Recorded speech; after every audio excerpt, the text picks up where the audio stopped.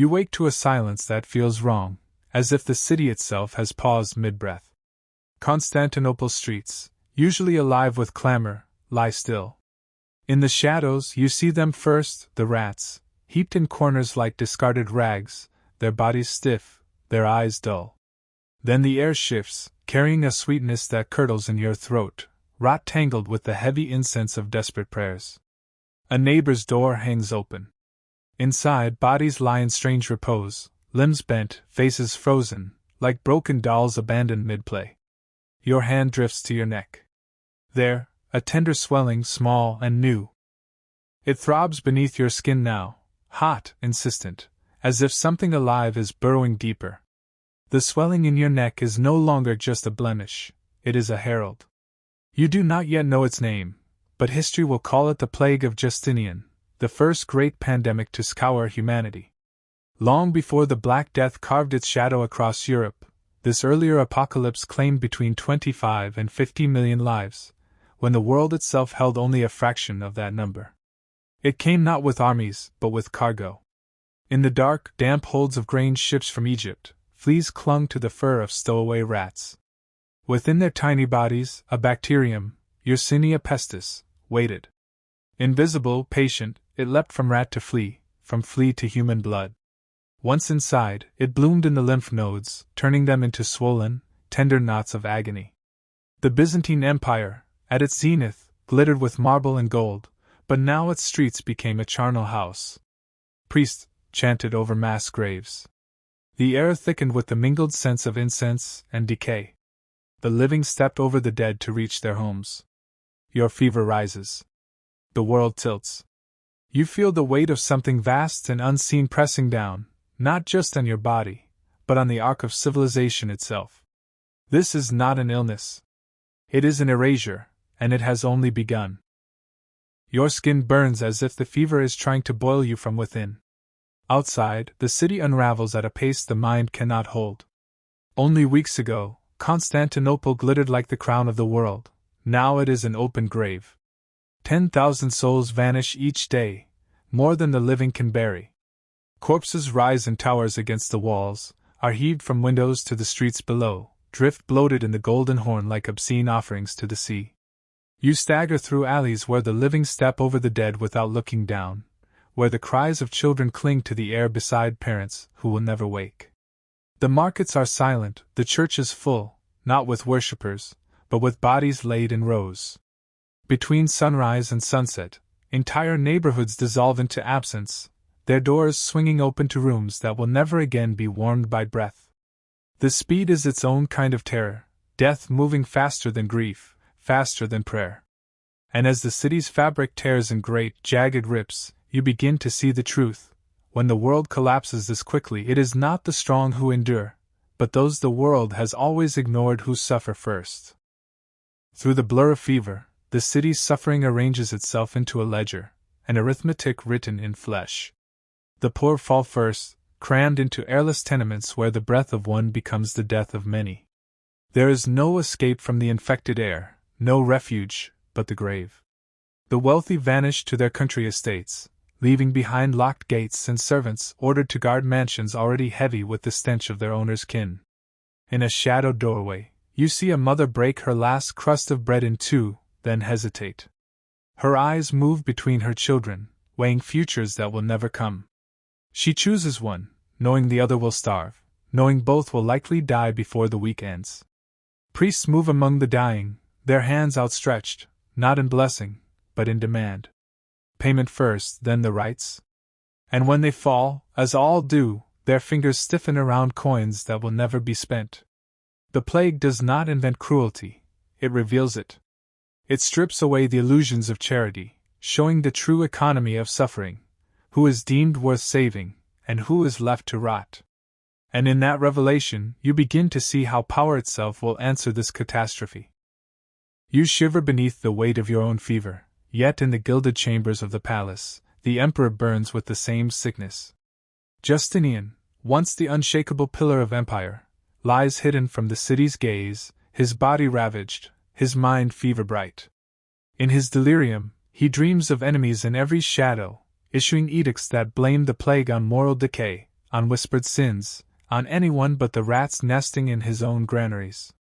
From his bed, he commands the building of grand churches, their marble rising over streets where corpses lie unburied. Foundations are poured over the dead, the stones themselves steeped in the stench of decay. In your haze you see his face, pockmarked, hollow-eyed, proclaiming that the plague is God's will, even as he hoards the rare medicines meant for the people. His survival becomes a wound deeper than the sickness itself, a living emblem of divine right twisted into mockery. Millions perish in the streets, yet the crown endures, untouched by the justice it preaches. And as you drift between fever and waking, you cannot help but wonder, if God's will spares the powerful and damns the rest, what God is it we serve? Your fever breaks, but the relief is hollow. The world you wake into is not healed, it is emptied. The churches, once sanctuaries of light and song, now hold only the stillness of the dead. Bodies lie where worshippers once knelt, their limbs tangled in the posture of prayer. Priests collapse mid-blessing, their chalices spilling holy water streaked with blood onto the stone floors. You watch faith unravel in the eyes of the living. Mothers cradle their children, whispering desperate pleas to a God who does not answer, even as the small bodies grow cold in their arms. The pious and the profane fall alike. The plague does not pause to weigh the soul. Some abandon the cross entirely, turning to older gods whispered about in secret, to charms and spells, to anything that might acknowledge their suffering. Others stare into the void, finding in its silence a truth more terrible than death, that perhaps no one is listening at all. The air feels heavier for it, as though the absence of the divine presses down on the city more than the stench of decay. And in that vacuum, something stirs, an unspoken need to invent new meanings, new gods, new orders to fill the hollow where the old faith has died. In the haze of your delirium you begin to see them, the ones whose minds have shattered, and in that breaking, found a strange kind of peace. A merchant, once hunched over his scales, now scatters gold into the gutter, laughing as he waltzes with the stiff-limbed dead. His joy is grotesque, yet pure, untouched by the weight that crushes the saying.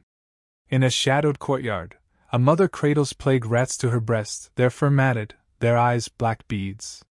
All her children are gone, yet she rocks these vermin as if they were newborns, humming lullabies that drift like smoke into the still air. The mad seem lighter, freer, untethered from the grief that drags the rest of you toward the earth. Their minds have refused reality, and in doing so, have survived it. You wonder if this is nature's hidden mercy, to grant some the gift of unknowing when the truth becomes unbearable. Their broken songs echo through the empty streets, weaving a soundtrack for the city's slow collapse. And as you listen, you begin to sense the question beneath the music: when all the structures of the world have fallen, what remains to hold us together? You drag your weakened body through streets already turning to ruins, the city becoming archaeology before your eyes. The markets stand frozen in the moment of their owners' deaths, baskets of figs collapsing into black mush, bolts of silk stiff with dust, coins scattered where hands once counted them. Ships drift into the harbor with sails slack, their crews long dead, guided only by the wind and tide. The aqueducts still carry water, but no one bends to drink. The forums echo with the hollow sound of your footsteps, their marble colonnades framing nothing but absence. Statues gaze down at a city they no longer rule, their stone faces unchanging as the living vanish. You see now how quickly the grandest works of humanity become tombstones. Centuries of labor, of vision, of empire, undone in months by something too small to see. The streets are not merely abandoned, they are forsaken. And in that emptiness, you feel a deeper desertion, the quiet severing of the thread that ties people to tomorrow. Hope has fled these walls. The future has been erased. All that remains is the slow settling of dust over what was once alive. Even here, where death moves in numbers too vast to count, it clings to the smallest details.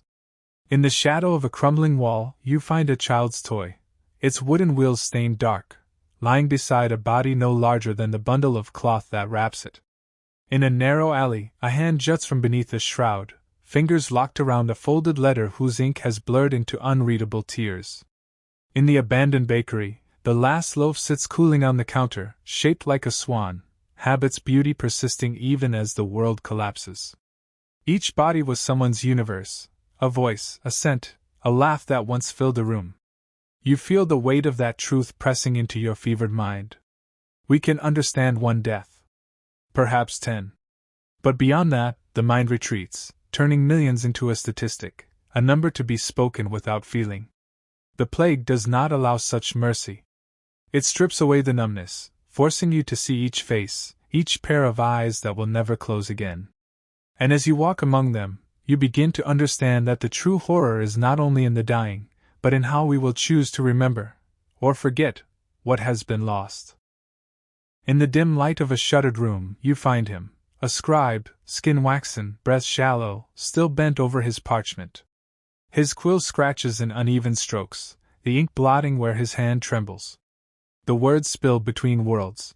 The angels have abandoned heaven, scrawled beside the day's grain prices, prophecy tangled with inventory.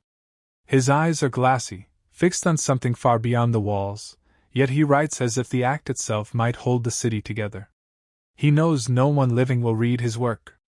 He writes for ghosts, for centuries unborn, for the faint hope that someone, somewhere, will remember.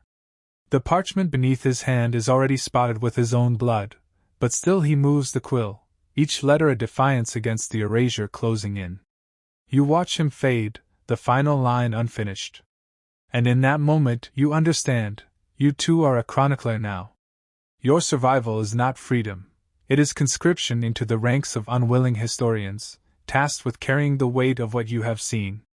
The ink is still wet when you step away, already wondering what patterns, if any, can be drawn from the chaos that has swallowed the world. The plague's only justice is its refusal to spare anyone. You watch it claim the senator, and the slave with the same unhurried hand, the virgin and the whore, the infant swaddled in silk and the elder wrapped in rags.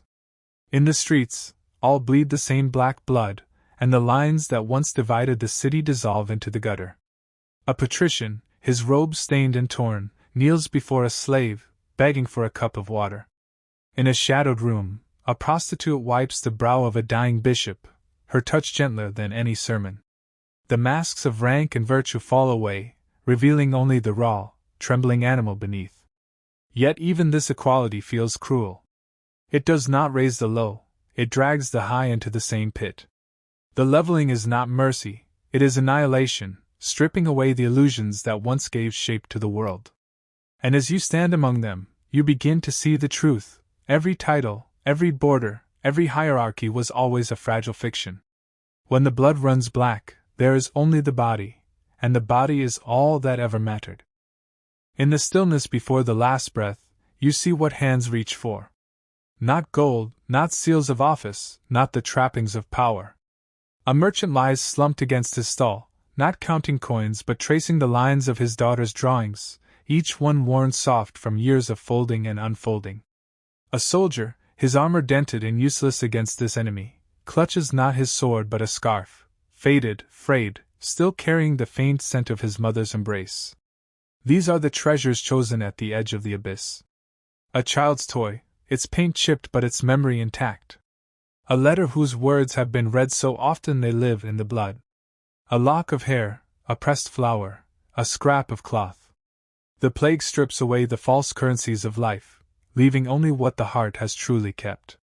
In these final grips, you see a map of humanity more honest than any philosopher's treatise.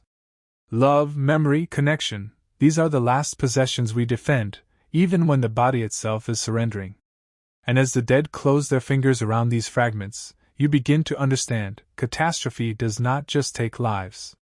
It reshapes the living, bending them toward what endures when all else has burned away. You survive, but the word feels hollow, another shape of death wearing a different mask. The city now holds barely a third of its people. Entire bloodlines have vanished, their names spoken for the last time in rooms that will never again hear laughter. Crafts honed over generations are gone, their secrets buried with the hands that knew them. Languages fade into silence as their final speakers lie in unmarked graves. You walk through streets with too much space, where every empty house seems to breathe absence. The aqueducts still run, the markets still stand, the great forums still cast their shadows, but they serve no one. It is a stage set after the actors have died, the scenery waiting for a play that will never be performed. The living carry a weight heavier than any plague boil, the question that gnaws without answer. Why you? Why not them? The guilt seeps into your bones, a quiet rot that will not heal. And as you move through this hollowed world, you begin to sense that the plague's work is not finished. Its echo will travel through time, carried in the memories of those who remain, reshaping the generations yet to come. It leaves as suddenly as it arrived, vanishing into the same invisible channels that carried it here. Yet its absence is not an ending, only a change of form. The survivors wear their scars openly and in secret, puckered flesh where boils once swelled, eyes that no longer meet the horizon. Children who lived through it grow into strange, silent beings, their gazes too steady, their laughter rare. The city's cradle lies still. Births become uncommon, not from lack of desire, but from fear of summoning life into a world that can be erased in a single season. You feel it in yourself, the plague still coiled deep in your blood, sleeping but not gone. Every cough, every flicker of fever sends a cold ripple through your spine, a whisper that it could return. These are not just private hauntings. Civilizations, too, carry their ghosts. The trauma seeps into their foundations, shaping laws, customs, even the way people speak of the future. The streets may be rebuilt, the markets reopened, but beneath the stone and mortar lies a memory that will not fade, a reminder that the world can end quietly, and begin again in fear. 8 centuries pass, and the world believes the nightmare buried. But when the Black Death comes, it walks in the footsteps of its elder. The same unseen killer, Yersinia pestis, returns, tracing the same trade routes, slipping into the same ports, exploiting the same human frailties. It is as if time itself has learned nothing, the wheel turning back to the same point with cruel precision. You see it clearly now. The plague of Justinian was the rehearsal, the first cut of the scythe. It mapped the arteries of empire, taught the disease where the lifeblood of civilization flowed. It learned which cities would fall fastest, which fears would spread quicker than infection, which lies leaders would tell to mask their helplessness. Yet history remembers the student, not the teacher. The Black Death is etched into our collective memory, its name heavy with dread, while the earlier plague fades into the dust of forgotten chronicles. But the two are bound, parent and child, lesson and consequence. This is the true terror, that catastrophe is not a line we leave behind, but a circle we walk again and again. And if we cannot remember the first blow, how can we ever hope to stop the next? You stand in modern Istanbul, where the Bosphorus glitters and tourists drift through sunlit squares, never knowing they tread over plague pits. Here, millions died, yet no stone bears their names. The city's skin has healed, but beneath it lies a wound history chose not to dress. We forget the apocalypses that do not fit our stories, and in forgetting, we lay the road for their return. Your hand rises to your neck, to that phantom swelling that still aches after reading the old accounts. The plague has not vanished, it waits. In prairie dog burrows, in the dark holds of ships, it sleeps with the patience of stone. The truth is not if, but when. The forgotten plague's greatest cruelty was not in what it took, but in what it taught, that we are always 3 weeks from collapse, always one ship from catastrophe. And yet, still, we build. Still we love. Still we forget. Perhaps forgetting is its own mercy, the only way to keep living on a planet that periodically culls us. The camera follows you into the crowd, the living brushing past, unaware of the whispers you carry from the dead. You know that one day, someone will walk over our own plague pits, and they too will have forgotten.